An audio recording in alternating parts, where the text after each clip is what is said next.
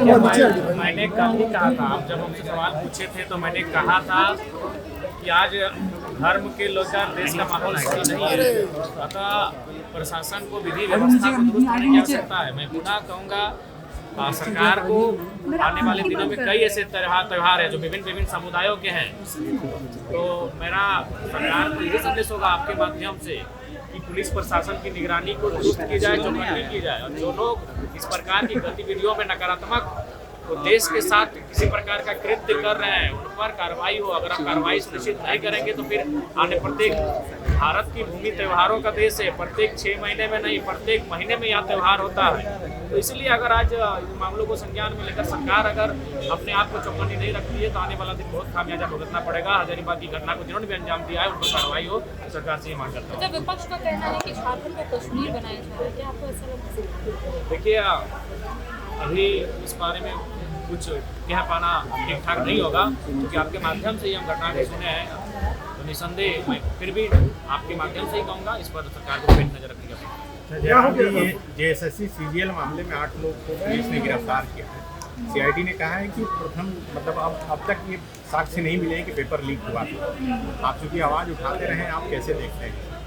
देखिए, मैं बार बार कहता हूँ कि निसंदेह पेपर लीक हुए हैं, और कहीं ना कहीं उन पेपर लीक में जो लोग सामने आएंगे वो बड़े चेहरे हो सकते हैं, या उनकी जो पहुंच है या तो उनका संपर्क काफ़ी दूर तक हो सकता है। अगर वे लोग सामने आएंगे तो बहुत सारे रहस्यों से पर्दा उठेगा। लिहाजा प्रशासन कहीं ना कहीं अपनी जिम्मेदारी को ठीक से निर्वहन नहीं कर पा रही है।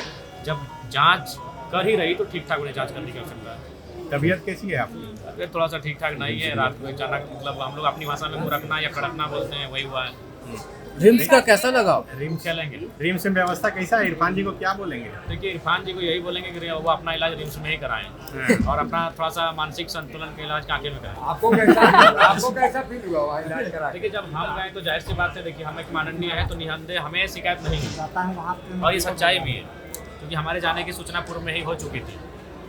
तो लिहाजा जब कोई माननीय जाते हैं, जैसे मंत्री महोदय जाते हैं, इरफान दा जाते हैं, तो ताम झाम के साथ जाते हैं, अंग रक्षक रहते हैं, दुनिया भर के सायरन बजा के जाते हैं, तो लोग चौकन्ने हो जाते हैं।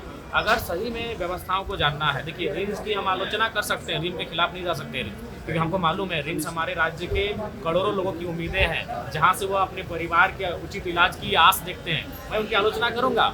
अगर वहाँ व्यवस्था ठीक नहीं होगी, डॉक्टर की सुविधा नहीं होगी, दवा की सुविधा नहीं होगी, मैं आलोचना करूँगा। लेकिन मेरा तो प्रयास रहेगा कि रिम्स को दुरुस्त किया जाए और राज्य में ऐसे ऐसे और रिम्स आए। तो इसलिए मंत्री जी को चाहिए कि वो अपना परिवेश को, अपने पोशाकों को, अपने परिधान को बदल कर जाए, किसी को पता ना चले कि इरफान अंसारी आए हैं, तभी वास्तविक स्थिति है उससे वो अवगत हो पाएंगे।